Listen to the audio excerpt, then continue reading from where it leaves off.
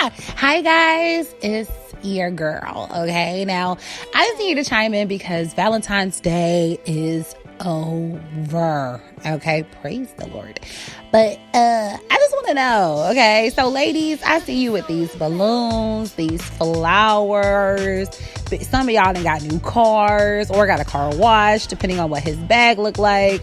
But I want to know what y'all did for him. Okay. So I am constantly looking at married women, okay, who are like, oh, well, I got bae this, that, and this. But I want to know how you guys have been spoiling your men. Do men even deserve to be spoiled? Now, the right men, you can go out of your way and go out of pocket for, but also, when is it too soon to spoil or to spend a bag or two on a Negro?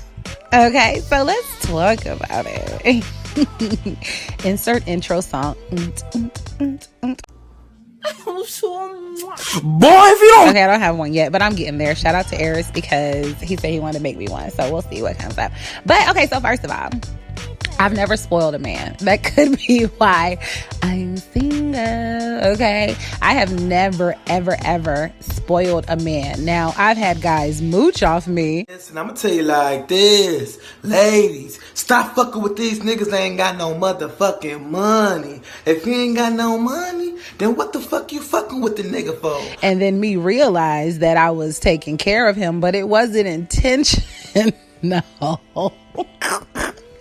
Oh, I may gotta edit that, but it wasn't intentional. Now, I've never intentionally, went to the mall, picked out a shirt, some shoes, picked out a hoodie, some earpods, and was like, oh, I'm about to spend this bag on him. I've never had that feeling. So first of all, what does that feeling feel like? I'm gonna need y'all to comment below and let me know what makes you go out of your way to shop for a man.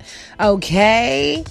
I personally feel as though that it's way too soon within the first 3 months of dating for you to be coming out of pocket for him. Unless it's, you after 5 dates, after he's taking you out, you've gone for drinks. If you're the one who flips the bill, it's always fun to meet up and do something nice. Like, let me kind of put this out there, right? So I have a friend and he and I would link up and we went for a drink. He doesn't drink, so he had bottled water, maybe smoked a blunt or two, and I had a couple drinks, and if I wanted hookah, I would have did that or whatever the case may be, and he takes care of it.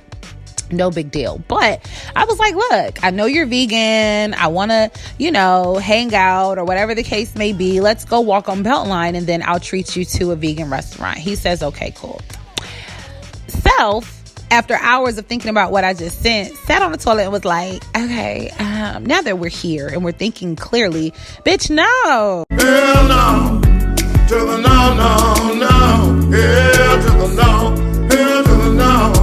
To the no, no, no. Listen. No, absolutely fucking not. Like, you are not about to come out of pocket. It's not like that we've actually gone on like a real date. Like, we've hung out and we're just friends. So, of course, if we're just friends, no attraction, kicking it, whatever the case may be, I could flip my homie's bill. No big deal. But I think that we have a certain interest in each other, a certain flirtatiousness that makes me say no. If this is something that can grow, you're going to have to date me first before I really come out of pocket. So I'm going to have to renege on that. First of all, I'm going to have to send a text and tell him why. He probably ain't going to like me no more, but it is what it is because I have to stay true to, for one, I'm not dating seriously all year. And for 3, okay, I don't think that I should be coming out of pocket too soon. Now, if I was in a relationship, I would actually go out of my way to surprise my man. I've just, like, all of my relationships have been when I was extremely young. And then my most recent situation, I'm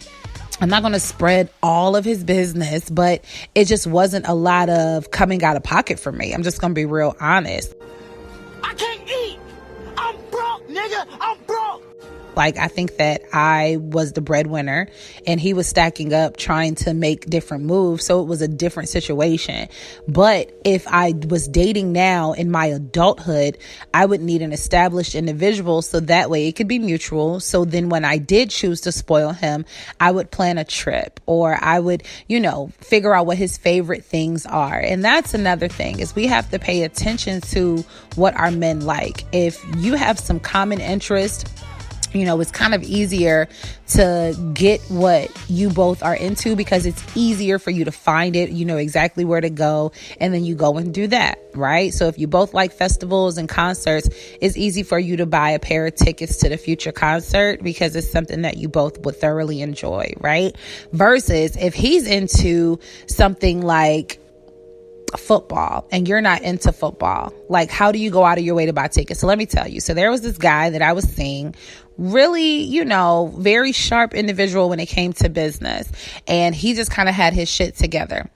His favorite team was the University of Miami, which just so happens to be my mother's favorite team. But a bitch like me do not like to watch football. Now, I will watch football live, but football isn't something that I set on my schedule and be like, bet I'm about to watch it. It is what it is. Didn't fucking happen for me like that.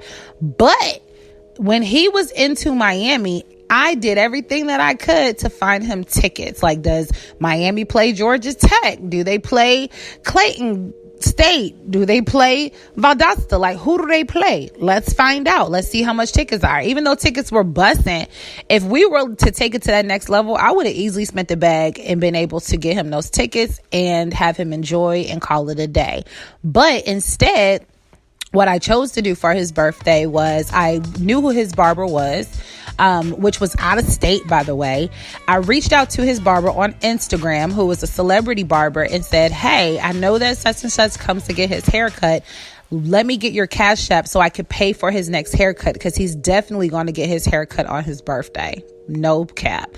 He said, oh, wow, great. I said, you know what? Let me go ahead and add the tip in that as well. And let me go ahead and purchase, or give you more money so you can purchase a bottle of Hennessy. So that way when he shows up, he pops the bottle of Hennessy, he gets his nice little haircut, and y'all go off and have a great evening. Now, I did that while we were just dating. Okay, so a bottle of Hennessy cost me a little bit of this or that. The haircut wasn't even that bad. Ladies, our hair cost us hundreds of dollars. A guy, max, spending $60, $80, if that. And that has to be on some crazy, crazy stuff, right? So the fact that I made that small investment, he still wasn't satisfied. Dun, dun, dun. Oh, y'all thought that story was going to turn out different? Bitch, no, the fuck.